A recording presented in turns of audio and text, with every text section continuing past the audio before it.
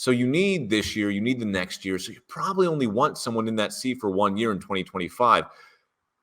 What if you give your old friend Valtteri Bottas a call? Oh. What if you just call VB77 like, hey, buddy, missed ya. George needs a partner for 2025. What do you think? Hey, pal, we saw your nude artwork, and we were just smitten. We want you back. Oh, we loved it. Your life's glow a up. peach, and so is yours. And speaking of getting the party started.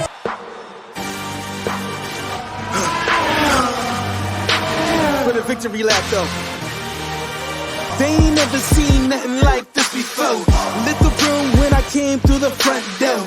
Ask me if I should overcome, what for? Train in the trees, please walk my sycamore. Touch burning sands, cross lands, and stormy shore seasons in the year, yeah. Switch gears, with keeping haters in the rear.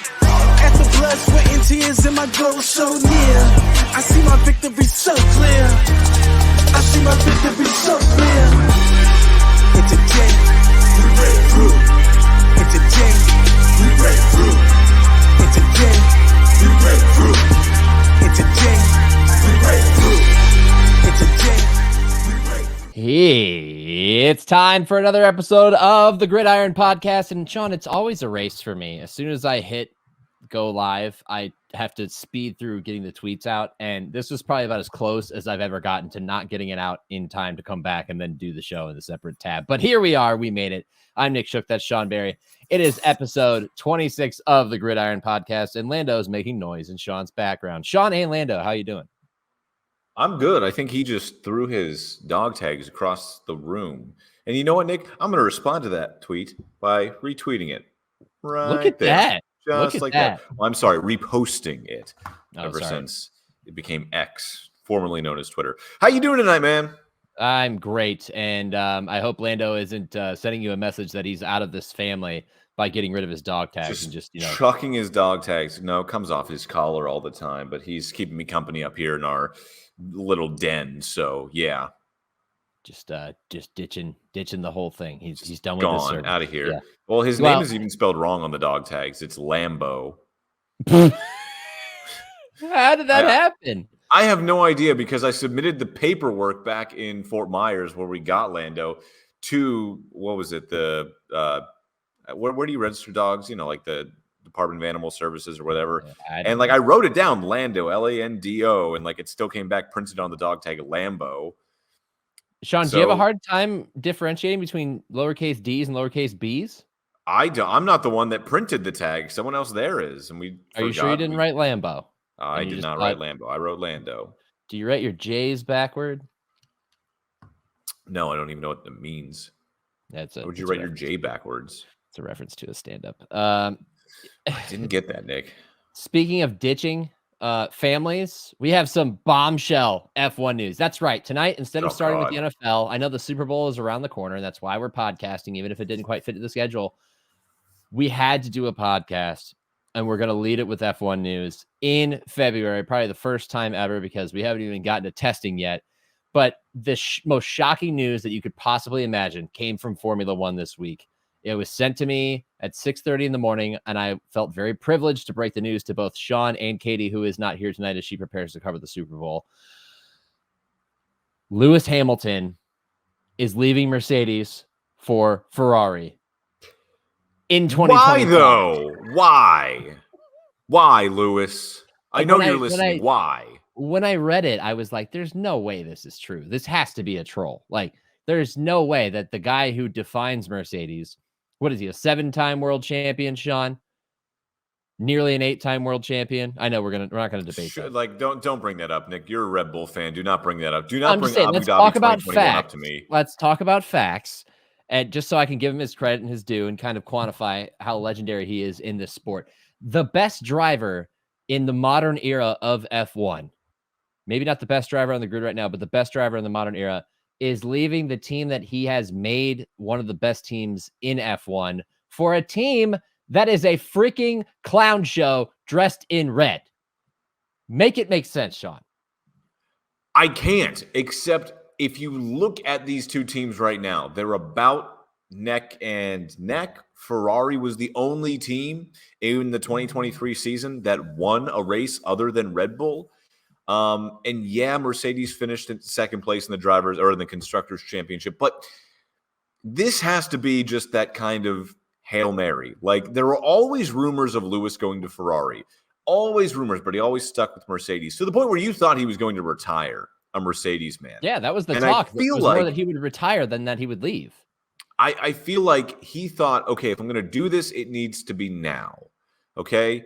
Because he wanted a multi-year deal at Mercedes, and what he got was a 1-1. And he said, okay, well, I'll take the 1, and then I might split after that. We'll see. He knows Mercedes isn't going to be competitive enough to compete with Red Bull for the next year or two, but Ferrari just might by 2026. He's gambling. He is absolutely gambling. He's taking the same gamble that he took when he left McLaren for Mercedes back in 2014. Or 2013, I guess that was. But it's now or never. Like, you know, insanity is doing the same thing over and over again and expecting different results. I feel like he's like, if I'm going to win this driver's championship, can I truly do it at Mercedes? If I do not think unequivocally the answer is 100% yes, then I got to do whatever I can to get that championship. And I feel like he's not going to Red Bull. That ain't happening. So it's got to be free. I mean, the real dream that would end the sport is Lewis and Max, but that would also probably end Red Bull because they'd be fighting all the time. They would they would know. I think context is very necessary to really properly analyze this. And what we have to do in providing context is take a look back at the 2023 season, in which at one point Lewis was so frustrated with the car that Mercedes gave him, he was complaining throughout a race in Austria, to the point where Toto got on the radio and said, Lewis, we know the car is bad. Please just drive it. Like, he complained every race. He didn't have his tires. The car was stiff. It just didn't work out for his driving style. So it leads me to the question, and I think Katie probably sent this in the group chat, or at least she texted me this. Do you think Lewis got one look at the new car and said, I'm out? Like, it's time to find a better option. It's possible. Like that's the joke everyone keeps talking about. But the thing that I keep going back to is we can make fun of Ferrari for their many blunders. Many blunders over the last couple of years. But they, at the end of the day, are still the car in red. They are still the Scuderia, and they can get whatever they want. Doesn't matter if you think they're a clown show. They just took the 7-time world champ and plucked him out of the team that you said he made. They are still Ferrari, and they are showing you right now the kind of pull that they can still get. So, Sean, as somebody who became a fan around the pandemic,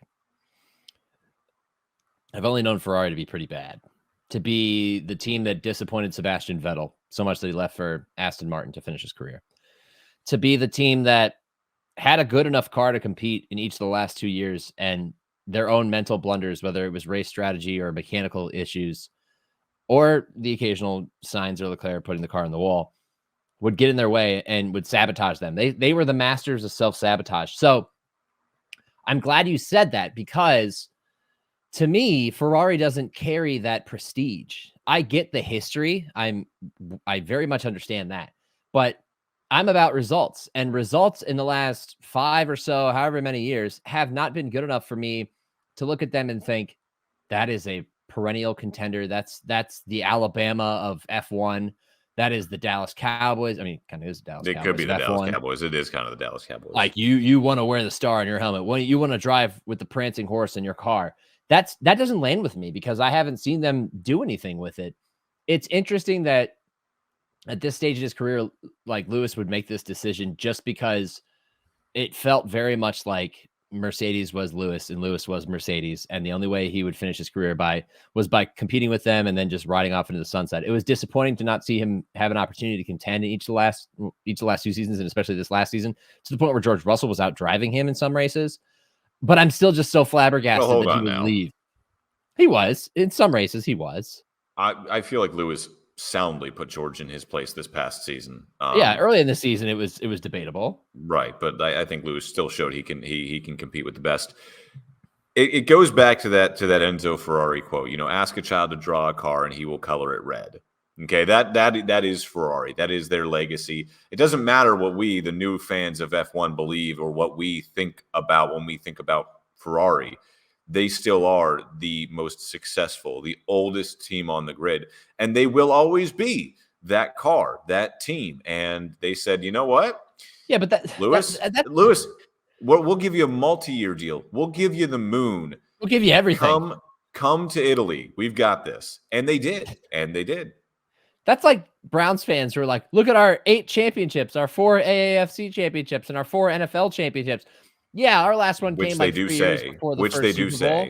I know. I used to be that guy. But what, are you going to rest on your laurels that long? Like, this is a team that has been, it's been a clown show. Like I said, Albert chimes in from the chat. He says, plus Lewis has long-term relationships with both the Ferrari CEO and the team principal. So if you want to connect the dots, get to your Pepe Silvia in the middle of the board. Always Sunny fans get that. Then this helps you put some, red string together and lead it to this outcome. It is. At the very end of the day, though, think about it. Like, Lewis Hamilton is probably going to go out a Ferrari driver. Win, lose, or draw, he is going to go out in the red car. And that is kind of cool if you think about it. Like, the greatest driver ever is going to end his career, most likely, with the greatest team ever. Do you think he considered how his legacy could be? I hate talking about legacy because it's just sports talk jargon, but it does matter here. How his legacy could be tarnished if he went out in like Vettel fashion, like where the car sucks and one of the best drivers out there just suddenly can't legitimately compete because Ferrari can't get out of the way. They have a good car. They do have a good car. But I fear that first moment where something goes wrong with the car or strategy's bad and like he's just ripping into his engineer. Like, is Bono going to be his engineer? Is he going to follow him to Ferrari? Like, there's so many questions that still have to be answered. Counterpoint. What if he thought that's what was going to happen if he stayed at Mercedes? That's a good point. That's a fantastic point. I'm glad you made it because that's the way they were trending, which circles back to, do you think you got to look at the car and realize that they haven't made any improvements? They're in a bad spot. Ever since these regulations, took hold, the whole like 0 side pod thing, they went against the grain. Everyone's got these wide side pods and Mercedes like, we have none. And then they finally ditched that last year and the car still wasn't good enough. They're in a bad spot. I totally agree with that. And I think that's a fair point to be made. Albert, again, here in the chat says, will Lewis still be there for the new regs in 2026? Multi-year deal, Sean. Does that multi-year deal. I mean, if it starts in 25, then he'll be there in 26. Absolutely. So what if Ferrari screws that up? That again, but the positives outweigh the negatives, in my opinion, because he's always wanted to race for Ferrari. We know that. This is okay. Are they going to be any worse than Mercedes? Who screwed up the regs worse this last time around? Mercedes by a long shot. Exactly, because if we remember, Ferrari had a competitive car last year or 2 years ago, I guess. And if they didn't screw up a couple of their races, it would have taken Max a lot longer to win that championship. He eventually would have. I'm confident of that. But Charles would have won a couple more races. Maybe Carlos would have even snagged a second or even third race. Like the season would have been more enjoyable to watch, but Ferrari just messed it up. So when you're taking all of this into account, then the answer is really, yeah, Ferrari it's not the safest bet, but he wasn't going to go to McLaren. He's not going to go to Aston Martin. He's not going to go to Red Bull. Like, the only answer was, if I'm going to make a change, I got to do it now. And the only team I could go to is Ferrari. I saw somebody's, I think it was one of my friends, actually. They were like, so who does McLaren replace, or not McLaren, who's Mercedes replace Lewis with? Do they go after Lando? And I'm like, absolutely not. Lando is never leaving McLaren as it stands right now. That is their golden boy. They will do any and everything to keep him in the papaya, for sure. Oh, Lando and Oscar were even tweeting back and forth as this was all unfolding, because Oscar tweeted about going on a run. Did I miss anything? And Lando was like, just tweeted like a gif of himself like sipping a straw, like McLaren sitting back watching all of this unfold. Like, McLaren's just sitting there going, man, this is crazy. Glad it's not us. You know what it does, though? It sets up for, like, basically we were going to the season thinking Red Bull, the everybody's preseason favorite. Ferrari, if they can get their stuff together, maybe. And McLaren being like that next contender. Like, that's the team that should push them, right? But now with Lewis and Ferrari, like, suddenly it's a 3-team situation. Oh, okay. I thought, are we talking about 2025 or this upcoming season? Oh, you're right. I was going to say, like, Lewis still has another year at Mercedes, and I was going to say this year I'm probably going to go Red Bull 1 confidently. I'd put McLaren number 2 there if they can continue their trajectory. Yeah. Well, and what it also sets up for is one of the most awkward F1 seasons in history, where Lewis is going to be in Mercedes all year and everybody knows he's leaving. Yeah, it's going to be so. The way this broke, too, because you have to remember, like, this wasn't built up over a time. This is the greatest driver in the sport's history, statistically. Just 1 minute, he is Mercedes, and then at 6 a.m., Thursday morning, he's wearing red. It's kind of like the death of the Pac-12. Like the national championship game ended, and it was like, and so long to the Pac-12. Yeah, it's like, and good night. It is crazy because this, and it clearly caught Mercedes off guard the way it broke too. I'm sure they knew already. I think the story broke that Lewis told Toto on Wednesday, and then the story broke early Thursday. So a day later, Mercedes was still trying to figure out, all right, how are we going to deal with this? And then it leaked, and then all hell broke loose. So it put Toto Wolff on the back foot. And you know who really loves that? Red Bull. Of course. Oh, Red Bull's sitting back, just licking their chops, just watching the chaos unfold in Mercedes and thinking, oh, you were this close to beating us for the championship a few years ago, and now you lost your best driver, and you don't know what you caught with your pants down. You either die hero or live long enough to become the villain. Become the villain, yes, of course. Yeah, you're right about the Wednesday, communication. Funny thing is, Sean, according to F1.com, Toto and Lewis sat down for breakfast at Toto's home in Oxford, United Kingdom on Wednesday. And they'd had this planned for a while. They usually catch up like this. But as Toto said, what happened is that we got together for coffee in my place in Oxford with him returning to the factory this week. And he said to me that he has decided to race for Ferrari in 2025. That was basically it. We had a good hour of conversation, and this is where we are, end quote. Like that's exactly how it happened. Guten Morgen, Lewis. Yeah, hey Toto, I'm going to race for Ferrari next year. Oh, okay. Well, here's your coffee. Yeah. No, that's not how it happened. Right. Susie just comes out onto the porch with Toto.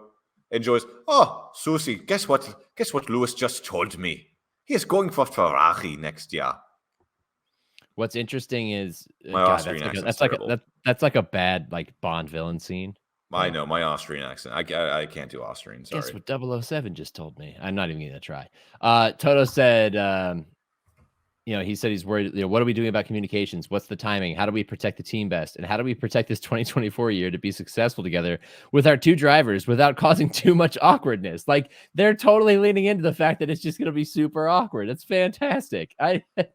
I love it. Like this sport never ceases to deliver drama, and like it's like junior high drama half the time.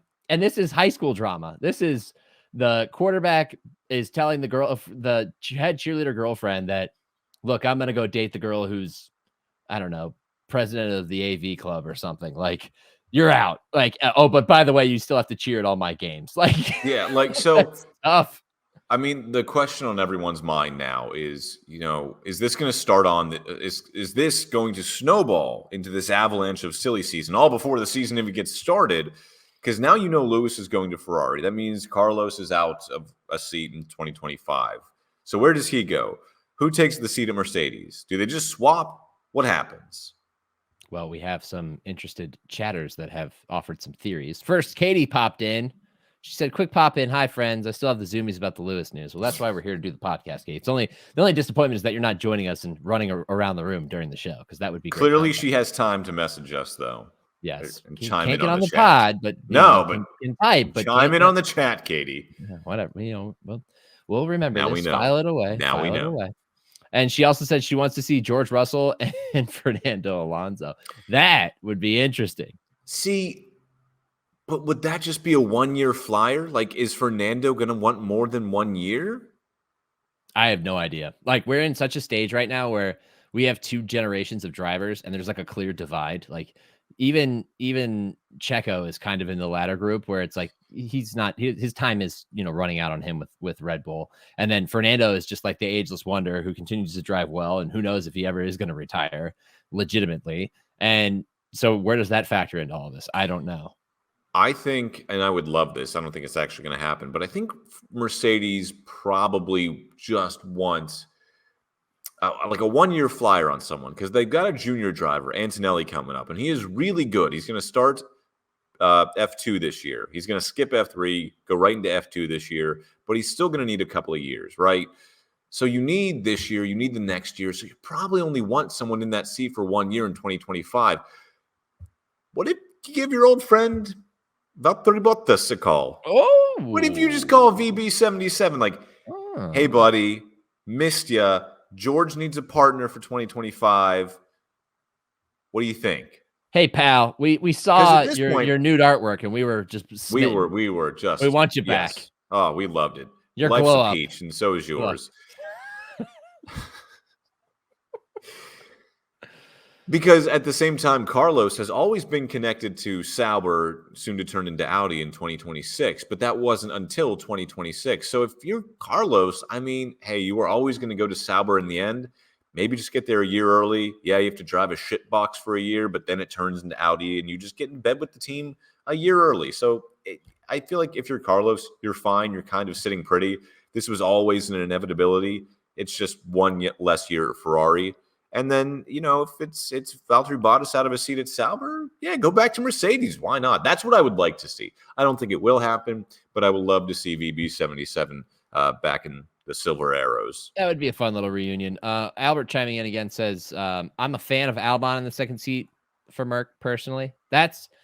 You're speaking my language, my friend, because I love the way he drove for Williams this past season. I thought he didn't get enough love because Sean's too, seduced by the stars and stripes of Logan Sargent, and he just didn't want to pay attention to the better driver of the two, and how Alex Albon was driving a car that wasn't very good into the points somewhat consistently, or at least contending for points. But that's neither here nor there. I like the idea.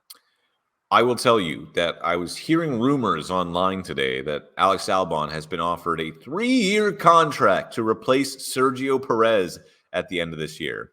Ooh! And if you are Alex Albon, I hope you take that Mercedes seat, and I hope you just extend the biggest, longest middle finger towards Christian Horner. Just stick it right in his general direction and go to Mercedes. Hey, Christian, shove it.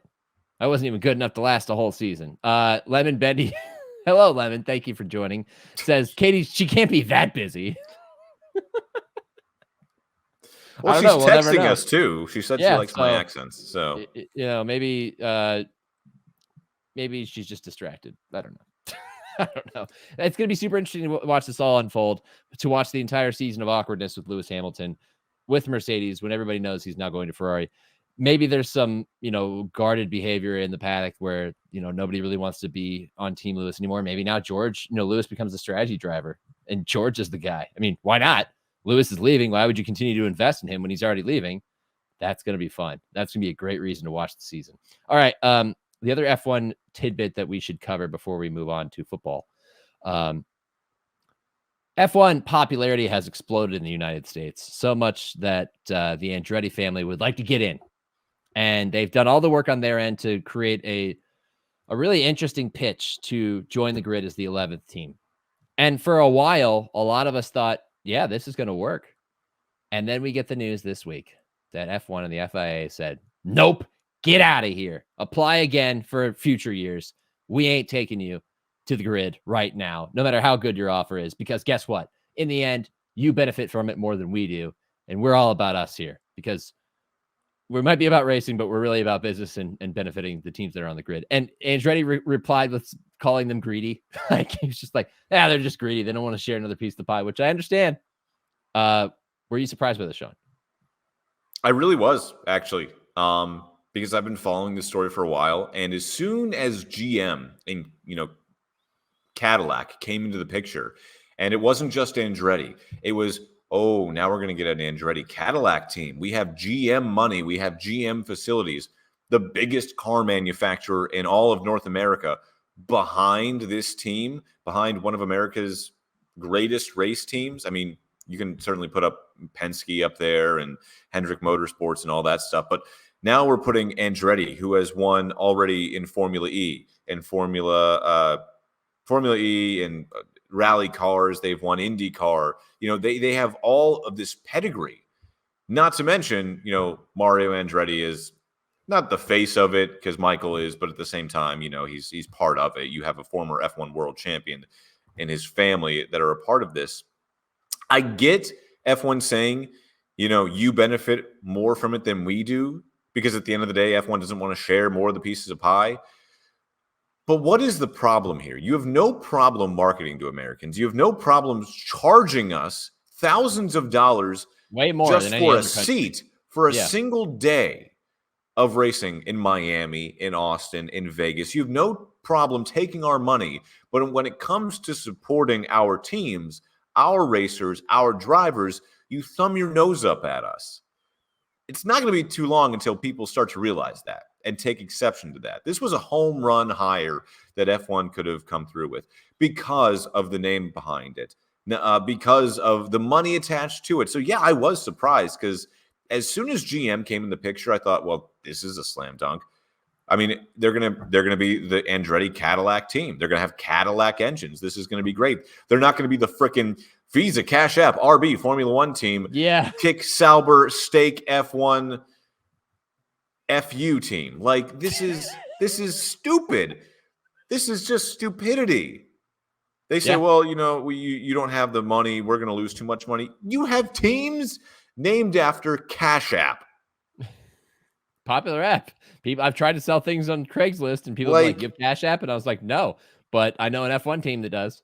You had teams that couldn't secure enough sponsors, so they had to just rely on Visa Cash App RB Formula One team. Like this is it's absurd. It's frustrating too, because I was really looking forward to seeing a team like Andretti, who I follow in IndyCar, in F1. Because they clearly wanted it too. They weren't in it just to get their name in it. They were in it to be better as racers. And yeah, I guess.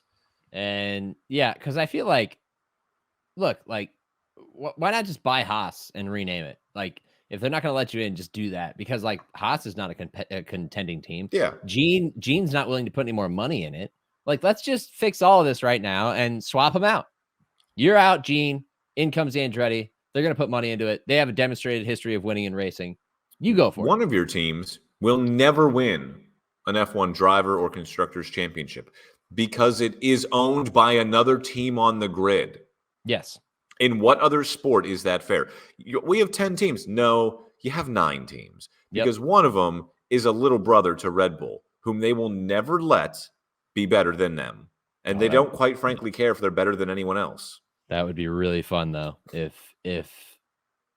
AlphaTauri, formerly named AlphaTauri, formerly named Toro Rosso, now Visa, Cash App, RB, whatever, VCarb, it would push them on the grid. That would be fun. But you're right. It's never going to happen. It takes away a little bit of the intrigue. It just doesn't make sense to me. It's short-sighted, in my opinion. So we got reasons to watch. We got reasons to criticize. That is F1 in a nutshell. Testing starts at the end of this month, and then we move on to the start of the season. It's going to be around the corner. It's going to be here before you know it. But you know what, Sean? You know what's really around the corner? Super Bowl 58. That's right, folks. For those of you, the majority of the population, who struggle with reading Roman numerals because it's an ancient numbering system that we only use for Super Bowls and for movie productions for some reason, LVIII is 58. The L is 50. The V is 5. 3 more after the 5. That makes it an 8. 58 in Vegas coming up. But before we get into the NFL talk, Sean, it's time for America's favorite game show. The game show that, as I say every week, is sweeping or swiffering the nation. The game show that your aunt is just catching on to. She's talking about it at book club. Her friends, the middle-aged women of the suburbs, they're watching Gridiron Podcast. Why? Because of Do You Even Know? And today, Sean, in the crosshairs is you. Katie's not here, so it's you versus me. Mano y mano. And I came prepared to bury mano. I thought all those middle-aged aunts out there were listening because of my silky smooth voice. Well, yeah, that's part of it, Sean. I mean, the appeal that you bring to the podcast carries it. Let's be honest. Thank you. It's not the graphics, it's not the editing, it's not my bald head, it's you. It's all you. Thank you. That's why that drunk girl at Gasparilla was like, "Are you Sean Barry?" Yes, I am. You just burned into the consciousness of all viewers in the greater Tampa area. I did, by the way, beyond. I did survive. I survived Gasparilla. this year. Good for I you. did survive. Yeah. Was it fun? It was great. A little worse for wear Sunday morning. Yeah. Naturally. But no, it was a great time. Great time. All right. Well, I'm happy for you. Thank you. Can I get an R? Are you ready for? Do you even know? All right, Sean. Question number 1. Our theme this week: Super Bowl trivia, because of course the Super Bowl is coming out. Okay. So I dug into some handy Super Bowl trivia available via Google search. They went Super Bowl by Super Bowl, so we're gonna get a wide-ranging Super Bowl history here. Some connections to you to make it a little bit easier. Here we go. You would. Question number 1. Thanks to Larry Zonka's close call with injury, Super Bowl VIII was the final game where, this is multiple choice, A, goalposts were stationed in front of the end zone, B, face masks were optional, C, grabbing a player by his face mask was legal, and D, chin straps were optional. Which one of those is the reason? So my options are goalposts were in front of the end zone. Yes. Or in the end zone. Face masks were optional.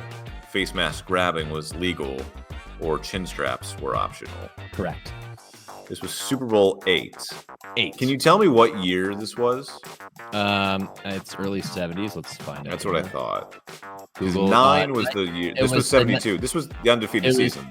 It was the 1973 season, and the game was played on January 13th, 1974 at Rice Stadium, which is in Texas, for those of you who don't know. I'm going to go, because it was at a college stadium, I'm going to go with goalposts being in the end zone. You nailed it. Yes. After All that, right. goalposts were moved to the back of the end zone, and we got the curved bar eventually that you now see. 2 of them if you're at Death Valley, home of the LSU Tigers. That is correct.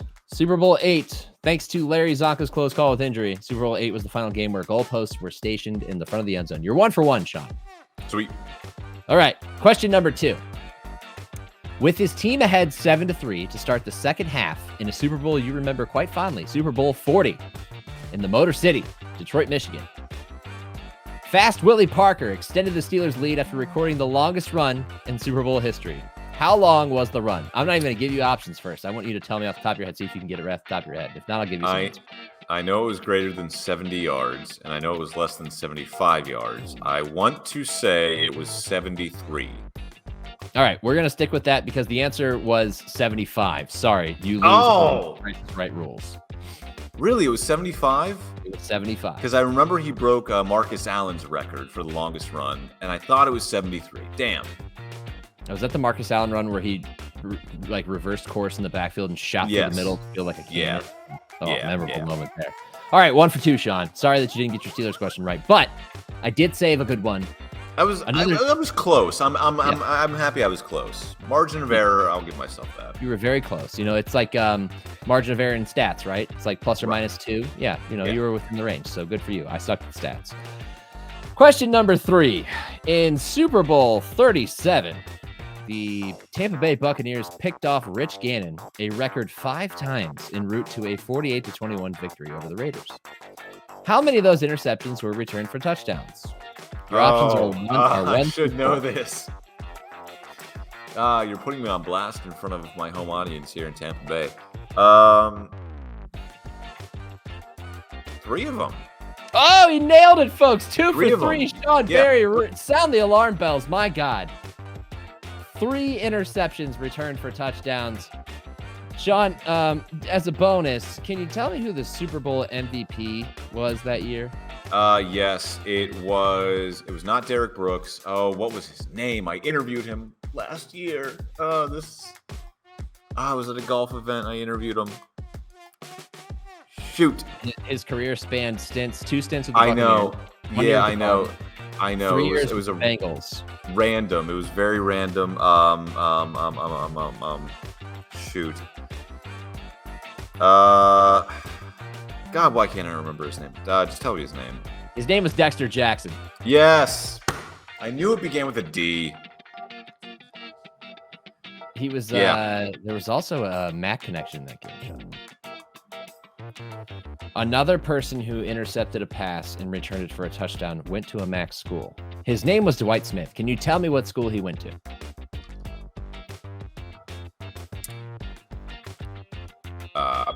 as I wear this Ohio. March Madness shirt from 2017. Did he go to Kent? No, he went to Akron. No. So, yeah.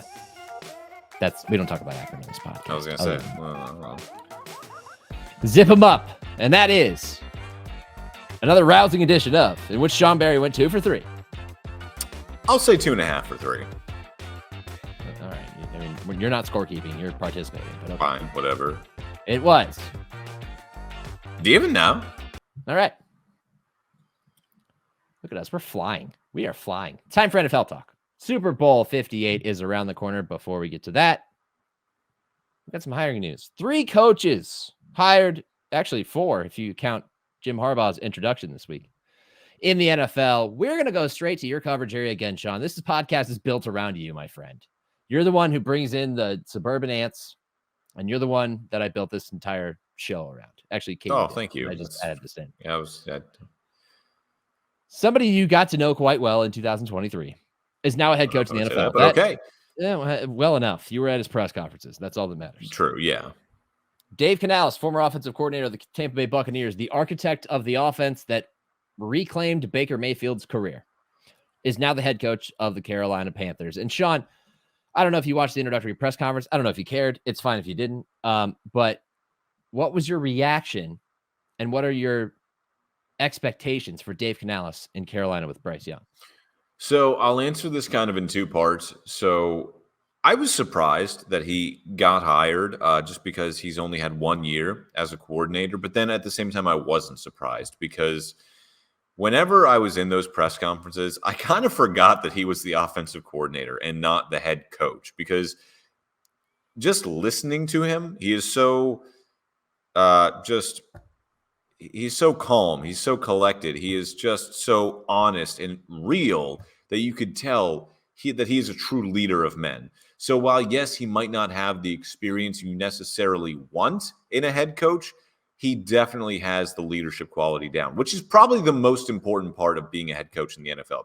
Getting grown men, NFL athletes, to buy into what you are trying to sell them. And he can absolutely do that. You also have the track record he has with quarterbacks, okay? Russell Wilson had his best career year under his tutelage as quarterbacks coach in Seattle. He revived Geno Smith as the quarterbacks coach in Seattle. Then he comes down here to Tampa Bay and revived Baker Mayfield's career to the point where he is now going to probably get somewhere in the neighborhood of $40 million per year. Baker Mayfield we're talking about. I mean, Daniel Jones did too, so yeah. True, but it's Baker Mayfield. You see what I'm talking about? It's Baker Mayfield. Yes. But that's my point. Like he put him in that conversation, and he talked about it too in his press conference. You know, for Baker, it was okay. What is he good at? Let's figure out that, and then let's create an entire scheme around that. He found what Baker was good at, and that's how the offense operated, and it worked. They got to the divisional round of the playoffs and were a possession away from going to the NFC Championship game. That's insane considering this team was supposed to tank this year because of the cap hits they faced, the dead cap space they had. So I wasn't surprised because I knew if Dave Canales talked in those interviews the way he talked in his press conferences, how could you not be sold on the guy? Like, how you just want him to lead your team. You want to follow that man to the depths of hell. So I understood that.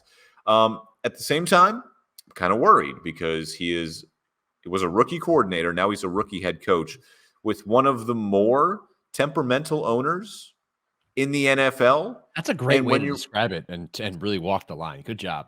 Right. When you're working with an owner like that, who's going to want to be invested, I guess is the kind way to put it, in the day-to-day operations, and you're a rookie head coach, that's kind of a red flag to me. At the same time, if you're David Canales, this is one of 32 jobs in the world.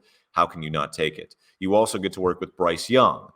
Now you get to say, well, I helped out Russell Wilson. I helped out Geno Smith, Baker Mayfield, and now I'm going to take this first-round draft pick, this number 1 overall pick, who y'all are already saying is a bust, and I'm going to make him look like an MVP candidate. Like, that's what he's aiming to do. Those are high expectations. You're right. He does have the track record. The question is what kind of leeway does he get? How long is the runway? What's the leash length like? Because Frank Reich got 11 games. I mean, and it was a disaster. And I understand why they fired him, but they also opened the checkbook to put together a star-studded staff around him, and that wasn't good enough. The results are not going to come overnight with the Panthers. No. We could just be that honest, because for as good as Baker played, he also had some really good weapons at his disposal. Mike Evans, Chris Godwin being the top two of them. I mean, there were games early in the season where Baker had no choice but just chuck it to Mike Evans as much as possible and hope that it pans out. And sometimes it worked and sometimes it didn't. He did break 4,000 passing yards. He did have a career year, but it wasn't as seamless and smooth as some people might think just based on the numbers if they just looked at the numbers. I don't see that happening with Bryce Young, but it gets still better than what they had. And that's why I think that the hire still makes sense, because with this hire, you had to prioritize Bryce Young above all. You had to ensure that you gave him the best coach possible to get him back on track. You had to do what Jacksonville did with Doug Peterson and Trevor Lawrence. You had to get a quarterback whisperer of a coach and get that guy back on track, because you mortgaged way too much capital to go get Bryce Young, to allow him to just wither away in a system that doesn't fit his style, but with a coach that is not going to properly support him. So it makes a ton of sense. But the pressure, Sean, oh my God, the pressure is so on. For a team that nobody cares about, oh my God, the pressure is going to be suffocating for Dave Canales, a rookie head coach. This is not Bruce Arians coming in, the quarterback whisperer, and turning Bryce Young's career around. It's a guy who's never been a head coach. So it's going to be very intriguing. And I worry, I fear for the worst result, but I hope for the best. I feel like that makes his leash a little bit longer. If David sense. Tepper wasn't the owner. Correct. Like that's the wild card here. Like you're talking about, again, one of the more temperamental owners in the league. So how long will his leash be? I don't know. That depends on week to week, honestly. He could have a long leash one week, short leash the next. It's all about, like you said, Bryce Young. So is he developing? Is Dave Canales making Bryce Young better? If the answer is no, then yeah, he might get the axe relatively soon. Certainly he's going to last more than a season. You think? Right? You think? That's what they thought about Frank Reich. Right. So he didn't even make it to December. I think Dave Canales is fully aware of this going into this. But again, it's one of 32 jobs in the world. And there weren't too many coaching candidates that really wanted that job. Yeah. Like that's the tough part about having a team run by a temperamental new owner, is it makes it an unattractive opening. You said one of 32 in the world. Still going to be attractive because of that. But man, with 7-8 openings, oh, buddy, I would look at other ones first, because I wouldn't want to go to a place where you're instantly under the microscope and you're going to continue to be for week after week, especially if things don't, you don't hit the ground running. So a lot of pressure on him, but the best possible outcome could be legendary. And I hope for that, because Bryce Young is a small quarterback, and I think he's limited in some ways just physically, but he is also an immense talent who deserves a better situation to try to grow in than the one he got last year. It's about more than that. Dan Morgan, the new GM, is going to have to really nail it on the personnel side to really make this work. But if it does work out, oh, it's going to be fun to watch. Definitely going to be fun to watch. Levin Bendy chiming in again. I got to stop saying chiming in and use a different word to explain somebody participating in the chat. Chatting again. I think he gets 2 years more if he succeeds. I think you're right, Lemon. I hope.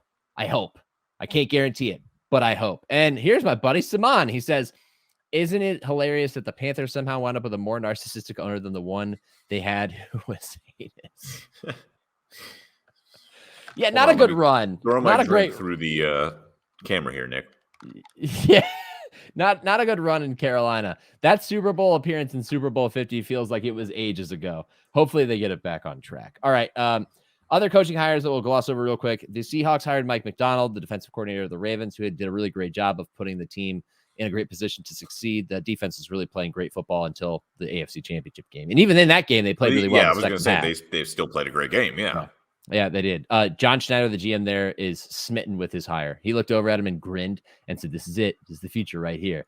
And to me, just to summarize it real quick so we can get on the next one, what they did is they took Pete Carroll, but somebody who's half Pete Carroll's age. Like Pete Carroll's 72, Mike McDonald's 36. They're like, you know what? We don't want to have the question every year of whether you're going to retire anymore. Like, we moved on from you, and we're going to replace you with another defensive-minded head coach, because we were one of the worst teams against the run last year, and we have too much talent on defense to be this bad. Come in and fix us, lead us to victory. That's going to be a lot. I love that millennials are now getting coaching jobs in the NFL. I know, dude. I was like, we have millennials. That guy's 5 years older than me. What the hell am I doing with my life? Right.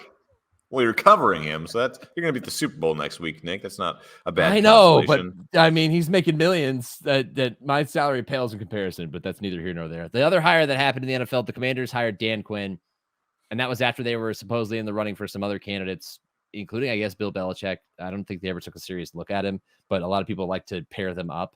Belichick didn't get a job anywhere because nobody wants to give him full control. It's that simple. And he's at an advanced age for a coach. But Dan Quinn was a hot coaching name a year ago because of how he transformed Dallas's defense. He did an even better job statistically this year, even though they melted down in the on Super Wildcard weekend.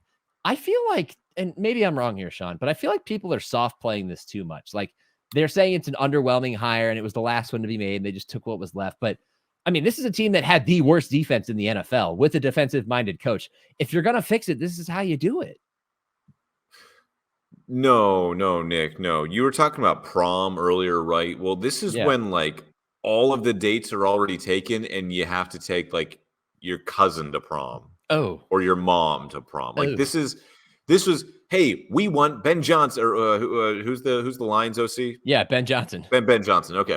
We want Ben Johnson. Well, first off, it was Bill Belichick. Remember, he was connected to the Commanders even during the season. Like, okay, he's going to be out in New England and go right to Washington. But you're right. No one wants to give him full control. So, okay, he's out. Ben Johnson, you're our guy. We're going to wait for your run in the playoffs to be over, whenever that is, and you're our guy. No. Ben Johnson says, I'm just going to stay in Detroit. I'm going to be an OC a little bit longer. All right, Dan, I guess you're up. Let's go. Like, it 100%. He was their bronze medal. He was their third choice out of 3 candidates. Like, he is, you can call it whatever you want. Like, yeah, they had a really bad defense and maybe he can turn it around, but he was not their first choice or their second choice. Yeah. Okay. That's fair. Or maybe even their third choice. That's fair. That's because totally I heard Mike McDonald also had an offer from Washington too. Yeah. That's totally fair. So he was their 4th choice. But how do you feel good about this if you are a Washington football team fan? Because, Sean, we have grown up and started to follow the NFL very closely in an era in which the Browns had to settle for Mike Pettin. Dan Quinn's been a head coach, and he's a good defensive coordinator. He's not Mike Pettin. He's not Pat Shurmur. Like, not to rail on the Browns too much, but that's just 2 of the bad hires that they've made in the last 15 years. So that's your argument. It could be worse? It could be worse. Yes. This is also new ownership. They don't know what the hell they're doing either. Might as well go hire At least the guy it's not Dan Quinn. Name. It could Dan be Quinn worse. Won an NFC championship at one time with Kyle Shanahan as his play caller, but still, he was a great defensive coordinator with the Seahawks. I don't know. Lemon Bendy, I actually really like this contribution from him. They just went from one B- former NFC South coach to another. Both Quinn and Rivera had coordinators, Shanahan and Sean McDermott, in their Super Bowl runs who left, succeeded, and left their former teams in the dust. That is a good point. And that's a very big paragraph, so I'm going to take it off the screen because you can barely see me and Sean. But that is a great point, Lemon Bendy. And I think a lot of the Falcons' success in 2016 had to do with Kyle Shanahan. We've seen what he's done with the 49ers since then. McDermott, I'm not as high on. But still, he was just doing a really good job as a coordinator. And if he builds out a staff that can match that production in Washington, then I still think it's not a bad hire. I think the worst decision Washington made wasn't hiring Dan Quinn, wasn't even firing Ron Rivera. It wasn't even starting Sam Howell for the whole season. It was trading Chase Young and Montez Sweat. Like, now you're asking Dan Quinn to come in and turn around a defense that you just eliminated their best 2 defenders. Maybe Deron Payne also has a place in that conversation from this group. Of course they were bad down the stretch. You took away their 2 top edge rushers and traded them away for future picks. So now the onus is on the person who's making the player personnel decisions. Make the right picks. Give this guy tools to succeed, and don't pin him as a scapegoat 2 years from now when you're still bad. You don't have a quarterback. You lost both your top edge rushers because you knew you couldn't pay everybody, and you hired a veteran coach. This is probably the best situation. You don't throw a rookie coach in that situation. You know he's going to fail. So you might as well put a retread in there who's coming off a good couple of seasons as a coordinator. And you just say, all right, well, we hope for the best. We got to go. Now let's go figure out quarterback. That's what I think. It could be much worse. Could be much worse, Sean. I do want to talk about, though, real quick, if we could. The Steelers hiring their new OC. Oh, God. I was hoping to avoid this. I want your 2 cents. I want you to talk me off the cliff. I think I did that via text the other day. So Sean is traumatized, folks. I'm Sean not traumatized. I'm traumatized he's a because wounded puppy. Well, look at who we had as our OC the last 3 years. That's why you were traumatized. I'm coming off of Matt Canada, right? Like, Yeah. Of course I'm traumatized. I don't want to love again, Nick. I know. Don't want to, right? Look, man, breaking down those emotional walls is tough. You know, you spend a lot of time building them up into a fortress. You just spent years doing that while watching Matt Canada putz around and ruin the career of Kenny Pickett. And now you get a guy who couldn't figure out how to use Kyle Pitts and Drake London and Bijan Robinson well enough. I, for one, say that a lot of that had to do with quarterback, but that was also Arthur Smith's decision to roll with Desmond Ridder, to roll with Taylor Heineke when Desmond Ridder wasn't good enough, to yo-yo back and forth between the two while he was desperately trying to save his job, and then to cuss out Dennis Allen after he got blown out in what was guaranteed to be his last game as the head coach of the Falcons. 7-10 in 3 years. The first 2 years were achievements because the team lacked talent. The third year, his luck ran out. The patience ran out, and he's gone. But I will say this, Sean, and I told you this. They were like the number 2 offense in Tennessee in, I think, his last year there before he moved on to the Falcons. With Ryan Tannehill at quarterback. Yes, they had Derrick Henry, but still, and Ryan AJ Tannehill Brown was the quarterback. Yes, and A.J. Brown. It could, again, like Dan Quinn, it could be worse. It could be much worse. I hate worse. that's your argument. It could be worse, man. Hey, it could be worse. There's demonstrated potential for him. We had worse. We had the bottom of the barrel in Matt Canada. It's not Matt Canada, so it's already an upgrade. It's not, fair it's not point. a home run. I wanted someone that could come in and help Kenny Pickett, though. He doesn't seem like he's that guy. I think Saman makes a great point here. Arthur Smith feels like a guy who might be a better OC than a head coach. Probably. I agree. Probably, yes. I very much agree. His disposition as a head coach was not friendly to the media and maybe might have not been friendly to the locker room, especially when things got tough in his third season. He's not taking those bullets in Pittsburgh. He's working under the behind the shield of Mike Tomlin, who's already taken enough bullets in the last couple of months. He's going to be allowed to come in there and given the keys to the offense, and they're going to say, hey, fix it. Get Kenny back on track.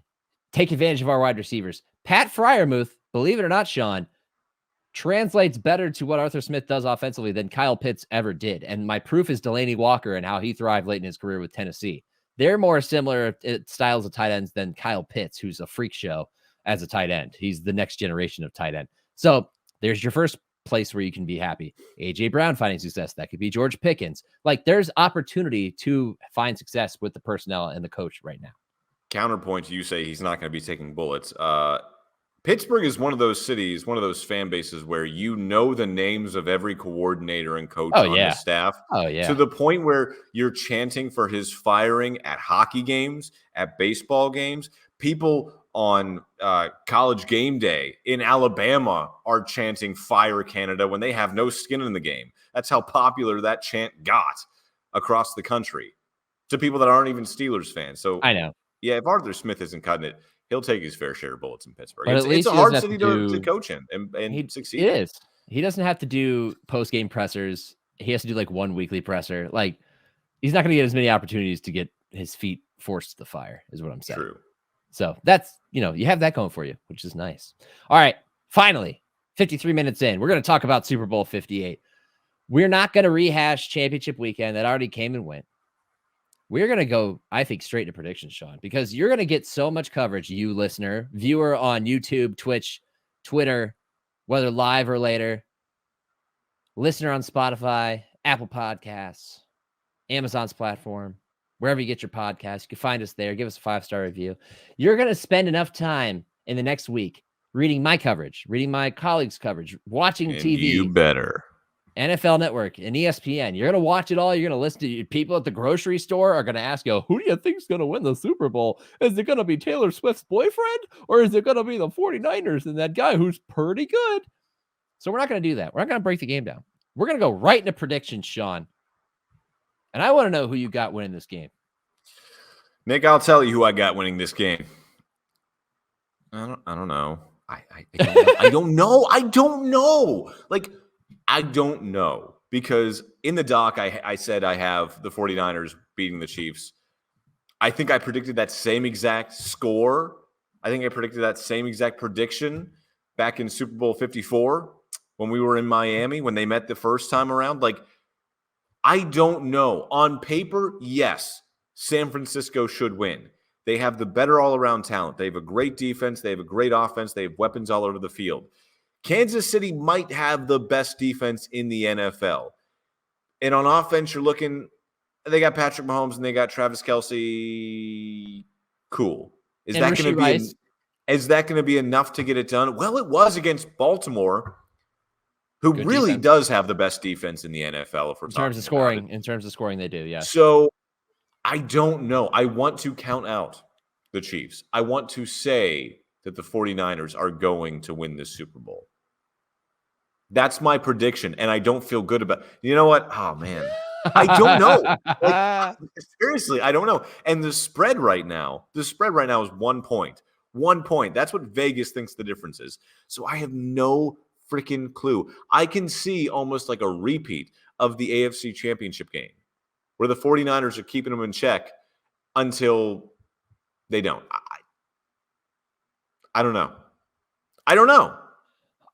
So our first Super Bowl that we both covered, 54, Niners Chiefs, game for the ages, if you think about it. Kind of a colossal meltdown on the part of the 49ers.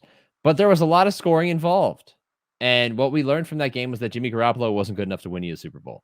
The 49ers have acted accordingly. They have jettisoned him to Las Vegas where he flopped. Brock Purdy's the guy. Brock Purdy has powered some explosive games for the 49ers.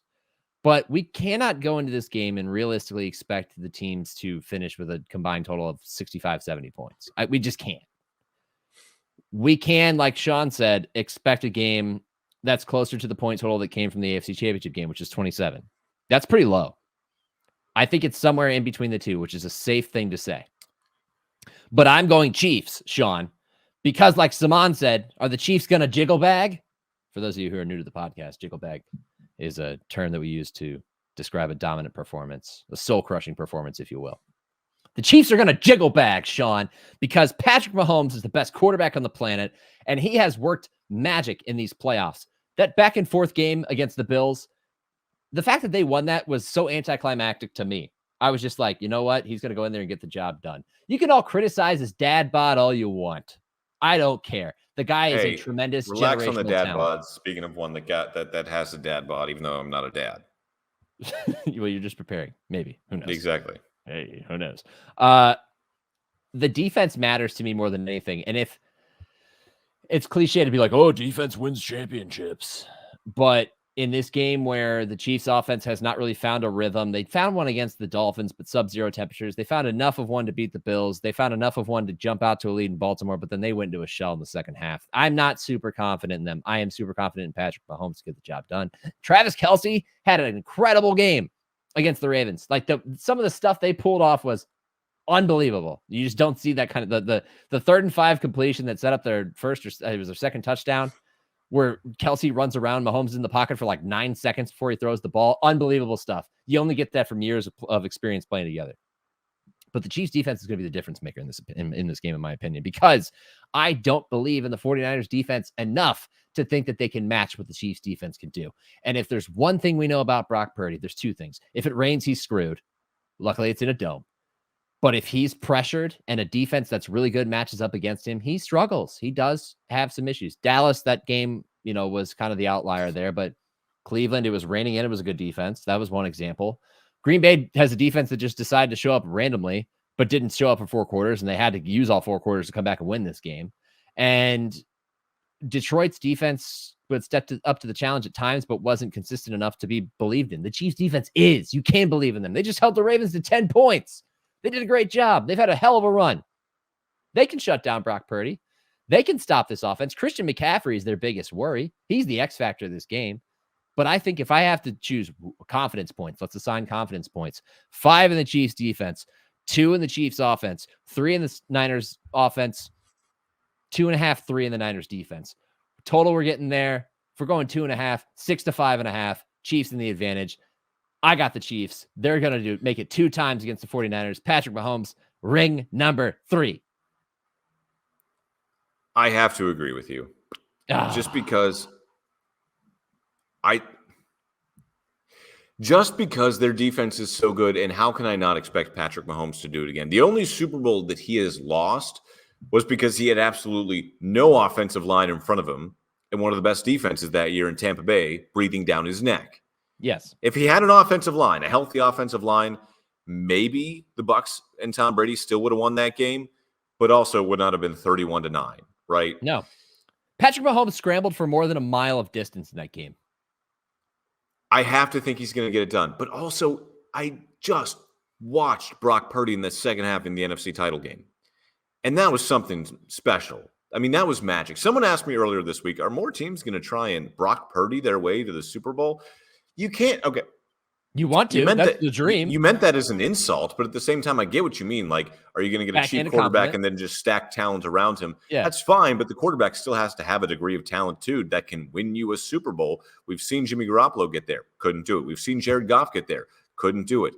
The quarterback still has to be good enough to perform. And I think Brock Purdy is that guy. The X factor is, can the Chiefs defense shut him down? I think they can.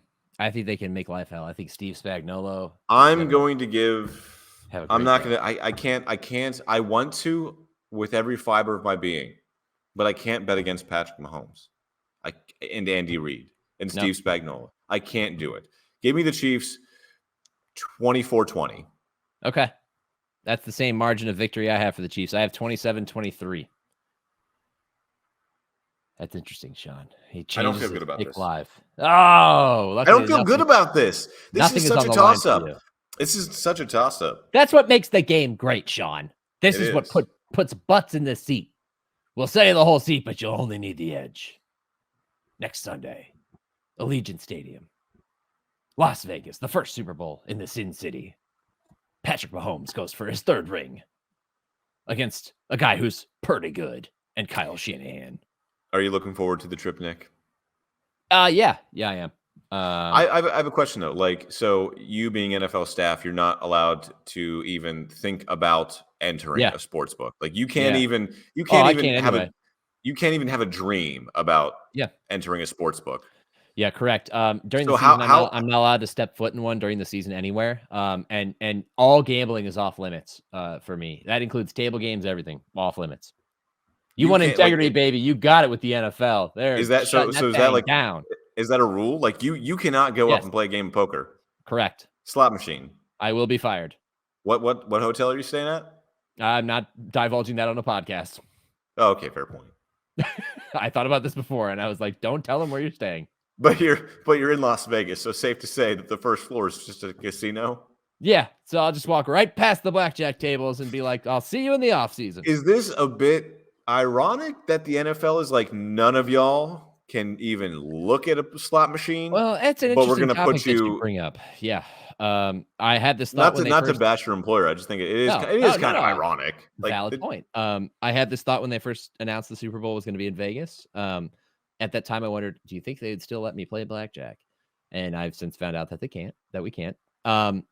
It's interesting, actually, if you analyze league employees by league, what they're allowed to do. Like, I believe NBA staff can bet on sports that are not NBA or college basketball. We can't bet on sports at all year round. Can't do it. Cannot do it.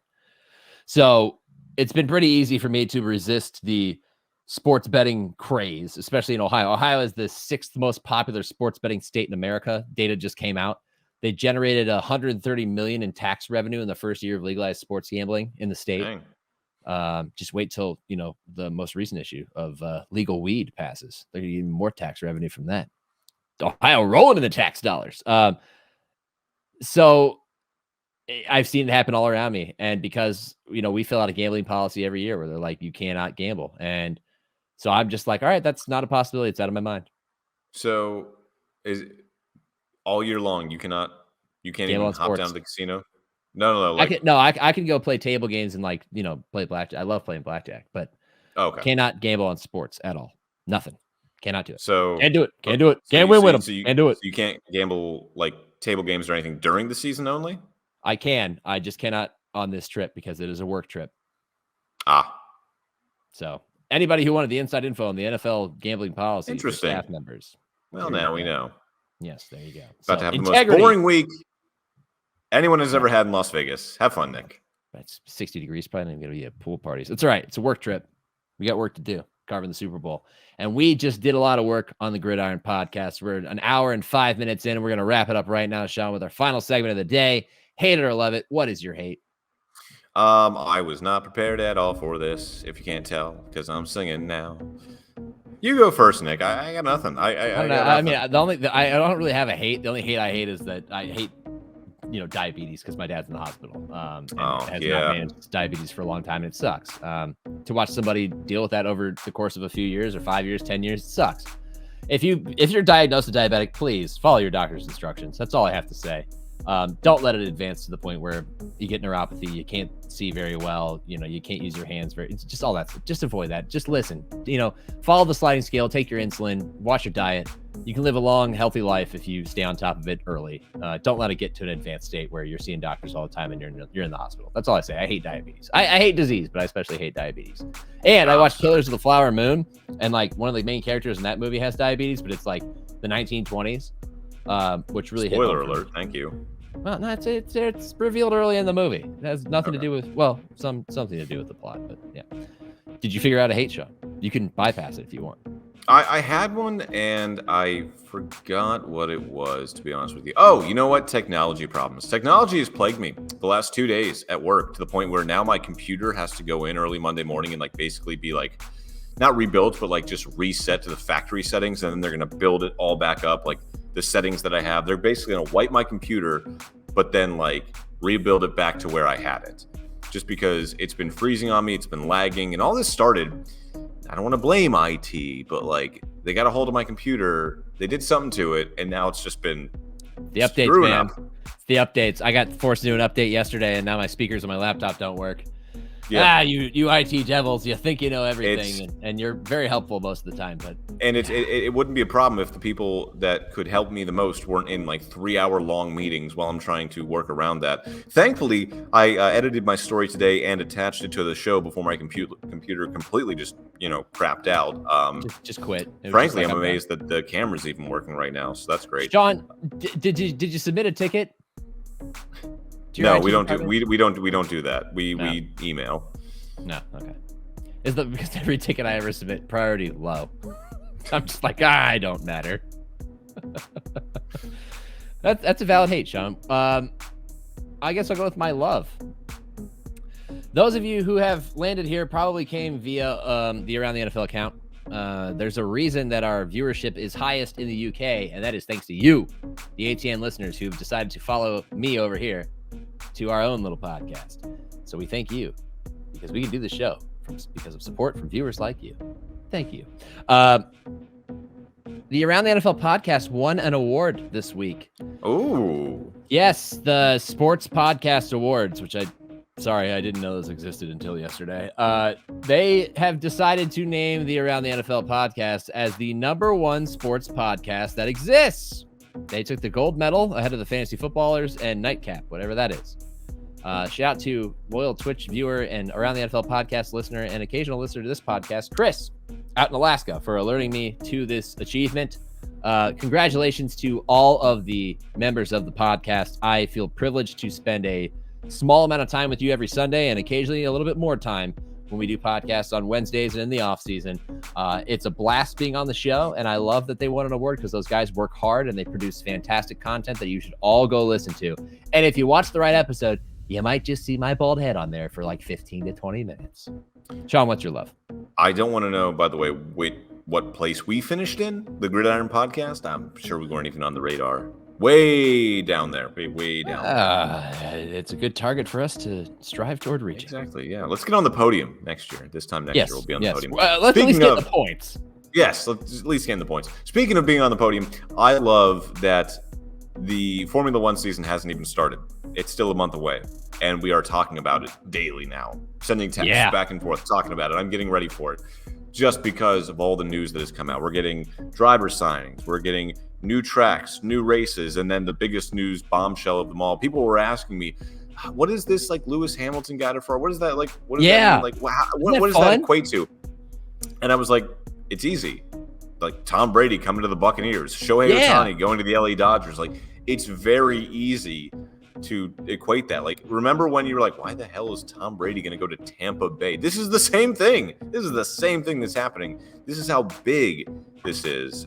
So yeah, I'm excited for to kick this to light this candle. Yeah, my this Roman candle. My boss, my manager at the NFL, messaged me when this news broke. As soon as it hit the New York Times, he sends me the link. He goes, "Hey, Shook, is this like big news?" And I said, "It's colossal news. Like, it does not get bigger than this when it comes to drivers changing teams." And he's like, "Is this like LeBron to like the Lakers or LeBron to Miami?" And I said, kind of. LeBron. This is like LeBron coming back to Cleveland. This is bigger than that. I said, this is like if LeBron forced his way to the Bulls. Because the Bulls are kind of a train wreck and have no direction.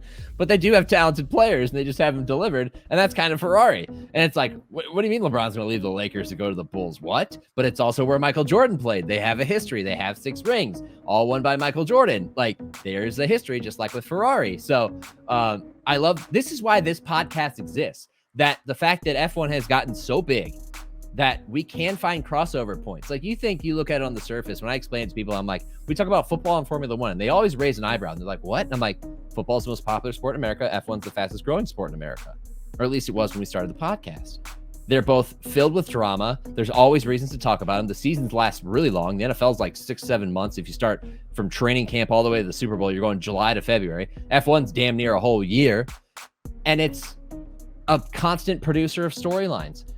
This was made for us. Like, when this happened, it was like, I don't think I have time to do a podcast this week, but the Super Bowl is coming up, and Lewis Hamilton's going to Ferrari. We have to. Which we had to talk about that.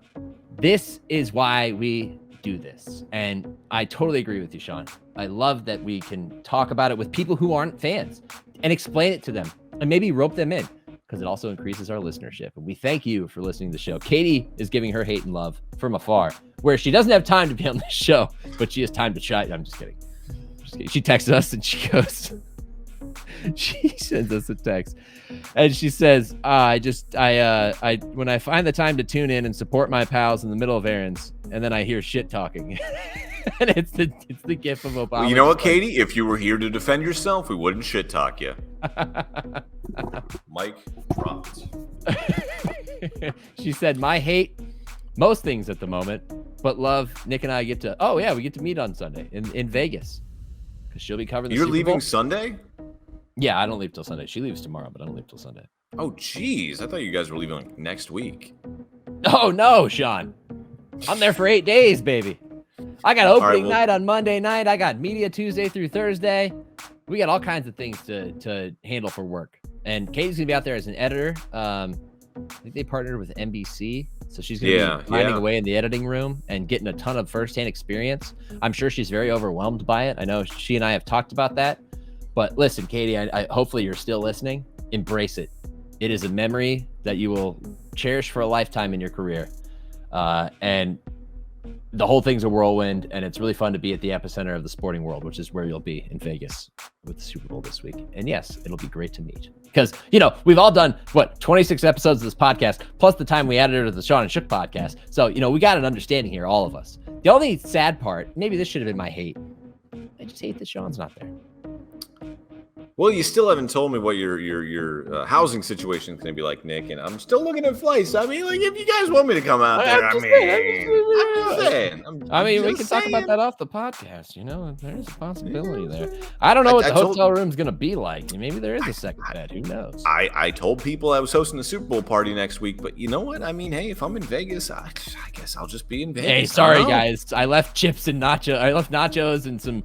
Help yourself out. To the beer in the fridge. I'm across the country. This has been a fun podcast, Sean. An hour and 15 minutes, and it was totally worthwhile.